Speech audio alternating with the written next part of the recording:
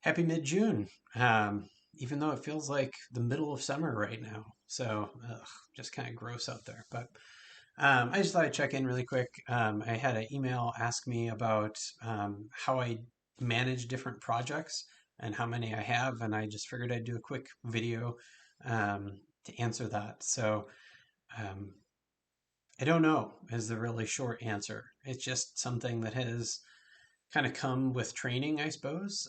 Being in graduate school and trying to juggle, class planning and writing essays and submitting things and going to conferences, just kind of prepared me to do multiple tasks. And so it's, for me, it kind of comes second nature. And in fact, if I only have one project that I'm working on, I struggle more.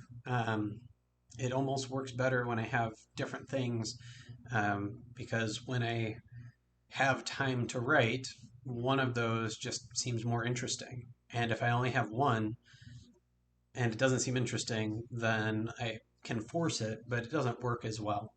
I like having a mixture of fiction and nonfiction things going on. And so, like for right now, I have two nonfiction projects. One is a thing I kind of stumbled into, but it's really exciting and cool. It's essentially writing a biography for a magician who turned artist much later in his life.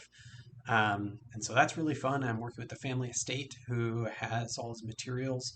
I'm also writing another article, maybe a couple articles for the Advocate, kind of along the lines of forgotten landmarks, or kind of forgotten moments of LGBTQIA plus history.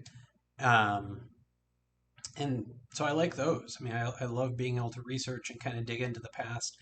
And that's something that I can kind of do while simultaneously working on fiction projects. And so I have, the Fifth Thompson Twins book is um, just kind of generating ideas. Heidi and I already kind of have a plan. But my next big novel is currently um, sent out to an agent in a query letter. It's the ska book I've talked about. I met an agent in 2020 while I was pitching a different book. It was right before the pandemic became super serious and everything shut down. In fact, they were trying to figure out what to do in St. Paul, and they wheeled out like a bunch of hand sanitizer, and they're encouraging spacing, but it was February or March, so I think it was really before a lot of people were taking it seriously or knew what to expect.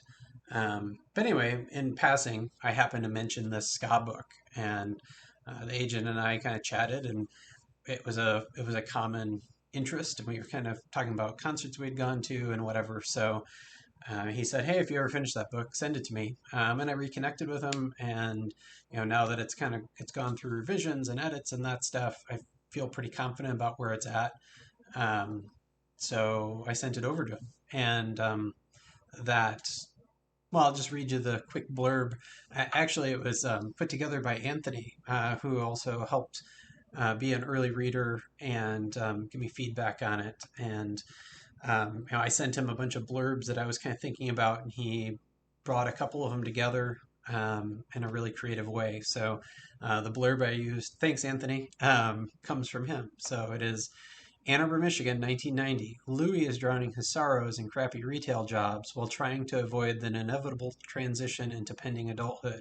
Through a mix of luck, rebellion, and boredom, he makes new friends who form a ska band, SKAborough Fair, to pass the time. Louie, Denis, Ruby, Harry, and Rudie have an undeniable chemistry on stage and generate a genuine hit song that charts but earns them the label of one hit wonder. As they try to shake that label, tour the world, and find themselves, they stumble through the pains in navigating young adulthood and adjusting to the stress of creating new music. Eventually, tensions between some band members threaten to break the band apart as the other members try to keep the peace and produce new music, hoping to find unity in the one thing that brought them together. And so, yeah, it's based on several ska bands that I enjoyed, and fictionalized. I just kind of created this thing whole cloth. So there's no good going and looking for it on Spotify. It doesn't really exist. Though hopefully Colin will deliver on the song. So there'll be something that represents an audio version of the band. In terms of like what's the novel like, if you've read Daisy Jones and the Six, or like Bootleg Stardust, or Utopia Avenue, or even the Scott Pilgrim graphic novels, a little bit of those. I mean, it really is kind of about that new adulthood and trying to find yourself and figure out how to make your way in the world. And then I just complicated their lives by making them in a band.